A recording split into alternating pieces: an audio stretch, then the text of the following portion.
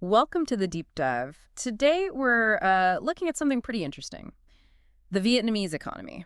Yeah, especially when you compare it to, say, the U.S. or other Western economies facing challenges. Exactly. It feels like a different story unfolding there. So the real question for you listening is, what can we actually learn from Vietnam's economic vibe right now? What insights are hiding in plain sight, maybe? Yeah, what's going on? Let's dive in.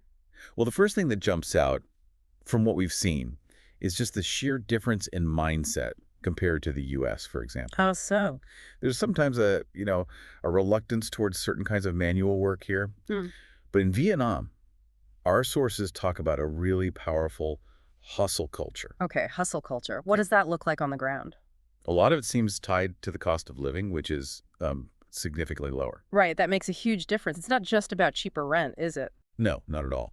It frees up capital, sure, but also mental bandwidth. People can try things, start little businesses without facing like crippling financial risk if it doesn't work out immediately. Less pressure, maybe, more room to experiment. Exactly. Lower stakes entrepreneurship, you could call it. And you can actually see this hustle culture, right? It's not just Oh, theoretical. definitely. The example of the coffee vendor was great using live streaming to sell coffee from a street stall.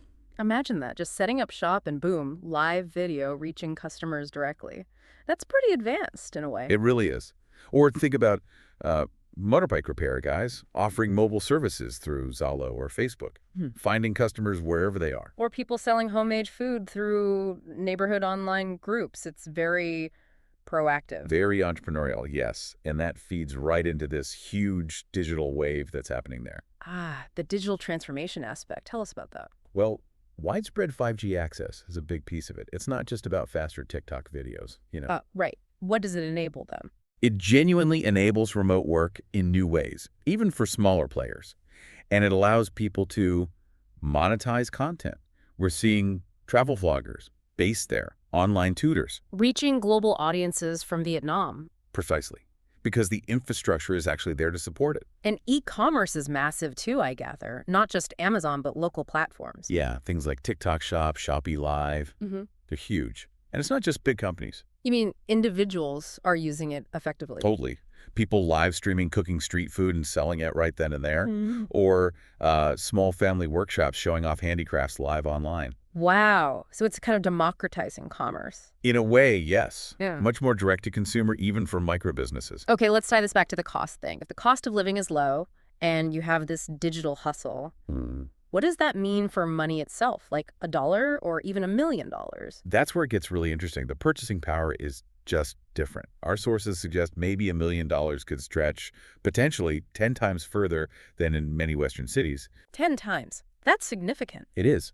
Think about what that means, not just for buying groceries, but for buying assets, investing locally, starting a more substantial business. So you could potentially live a lifestyle or have an investment impact that would require far more capital elsewhere. The Vietnam-based millionaire concept. Exactly. It's a different scale of financial potential. Mm. Maybe investing in local startups, buying property, things that might feel out of reach sooner in higher cost environments. Right, a fundamentally different financial equation, and this seems to be happening even with global economic headwinds. Yeah, that's the resilience part.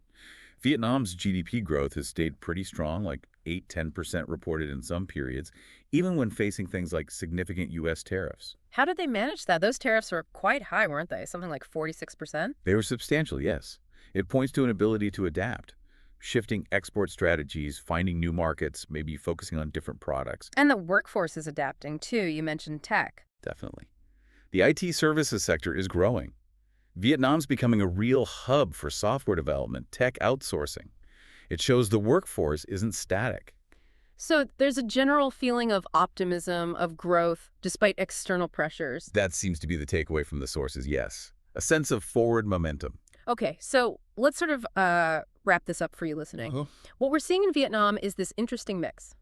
Low living costs, creating opportunity, A really strong work ethic, that hustle culture. combined with rapid digital uptake, like 5G and e-commerce. And underlying economic resilience, allowing growth even when facing global issues. It paints a picture of a unique economic environment full of, well, potential. Which leads us to a final thought for you. When you look at these dynamics, the hustle, the tech adoption, the lower costs, the resilience, what possibilities might be overlooked in similar emerging economies. Right. Are there opportunities maybe for individuals, maybe for investors that we aren't seeing because we're too focused on established Western models? It definitely makes you think about economic landscapes and maybe your own assumptions about them. Something to consider.